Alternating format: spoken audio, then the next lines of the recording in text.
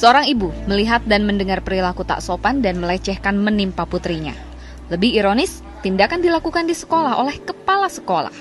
Padahal kala itu ia tengah mengadukan tindakan pelecehan yang kerap dilakukan teman dan kakak kelas anaknya.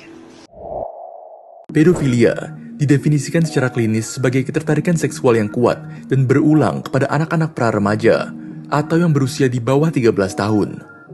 Ketertarikan pada anak-anak ini dapat bermanifestasi dalam berbagai cara, termasuk pikiran atau dorongan, fantasi, gairah seksual, atau perilaku seksual. Dalam bentuk yang paling berat, individu dengan pedofilia hanya tertarik secara seksual pada anak-anak pra-remaja dan tidak tertarik pada orang dewasa. Sedangkan yang lain tertarik pada anak-anak dan orang dewasa dalam berbagai tingkatan. Dampak lebih jauh, sang anak mengalami depresi berat. Dia beberapa kali mencoba bunuh diri.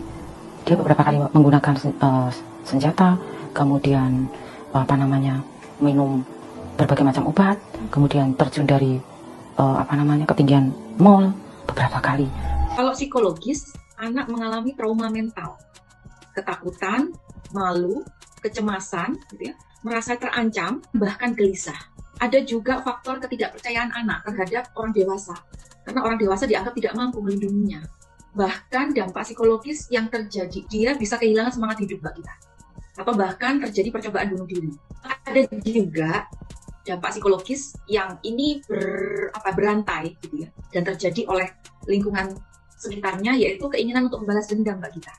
Jadi dia merasa bahwa pada saat kecil dia diperlakukan seperti itu, dan pada saat dia dewasa dia menganggap wajar dia membalas kepada teman lain atau lingkungannya yang lain. Jika tidak mungkin memetakan para pelaku pedofilnya, maka kita bisa melakukan edukasi atau sosialisasi tentang bagaimana cara mencegahnya.